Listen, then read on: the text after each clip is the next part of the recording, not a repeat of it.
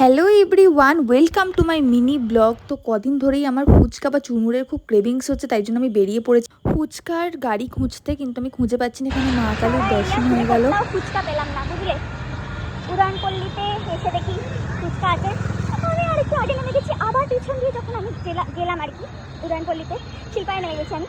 উড়ানপল্লিতে গিয়ে দেখছি ফুচকার আগুটা 2 মিনিট আগে চলে গেছে। আমাকে আবার শিল্পায় যেতে হচ্ছে।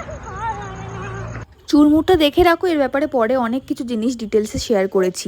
So good morning everyone. তো আমি জাস্ট একটু আগে ঘুম থেকে উঠলাম, তারপর ফ্রেশ হয়ে গেছি, আর এখন আমি নিচ্ছি আমার ব্রেকফাস্টটা। এইটা তো চা, এবার দেখো।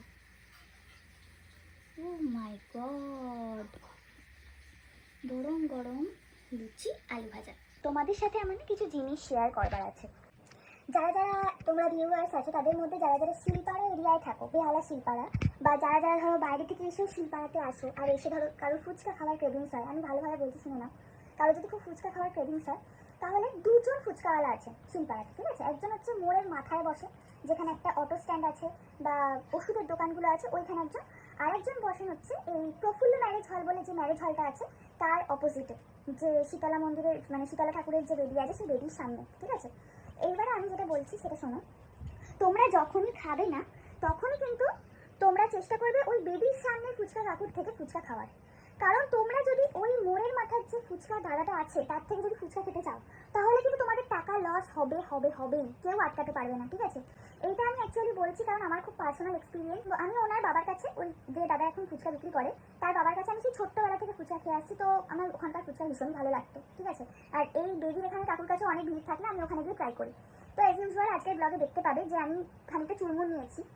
তো এর আগের বারেও এই সেম কেস হয়েছিল। আমি ভেবেছিলাম কোনোভাবে ভুল হয়ে গেছে, নিয়ে বলেছিলাম যে দাদা আমাকে 20 টাকার ফুচকা দিন, ঠিক আছে।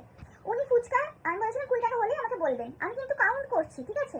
9টা থেকে 10টা ফুচকা হওয়ার পরে উনি এই কথাটা বলেছে যে দিদি আপনার কিন্তু 40 টাকা হয়ে গেছে। এইটা হলো একটা কেস। কালকে আমি ওনাকে গিয়ে, সবাই ওখানে লোকজন দাঁড়িয়ে আছে, আমি সবার সামনে স্পষ্ট ভাষায় বললাম যে দাদা আমাকে 20 টাকা চুরমুর দিন, ঠিক আছে। উনি চুরমুর মাখলেন, ঠিক আছে, প্যাক করলেন। করার পরে উনি আমাকে, আমি যখন ওনাকে 20 টাকার নোটটা দিচ্ছি, তখন উনি আমাকে বলছে যে দিদি আপনার কিন্তু 30 টাকার হয়েছে। আমি বলছি কেন, আমি আপনাকে তো বলে দিলাম যে 20 টাকার। এমন তো না যে আমি অন্ধের মতো খেয়ে যাচ্ছি, আমি তো আপনাকে বললাম না, আমি তাহলে ভুল শুনেছি। তুমি একটা বচসা সৃষ্টি হতে যাচ্ছিল, সেই সময় আমি বলেছি ঠিক আছে দাঁড়ান আমি দিয়ে দিচ্ছি 10 টাকা। তো আমি আবারও তোমাদের সবাইকে বলছি, ওখানে গেলে কিন্তু বেকার দেখো 10-20 টাকা এক্সট্রা দেওয়ার কোনো ব্যাপার না, কিন্তু এভাবে লোক ঠকিয়ে নেওয়াটা সেটা আমার কাছে বাজে লাগে। তো আজকের জন্য ব্লগটা এখানেই এন্ড করছি। টাটা, বাই বাই, সবাই খুব ভালো থেকো। এই যে বলো, হাই, আমাদের সন্ধ্যের চা। তো চলো টাটা।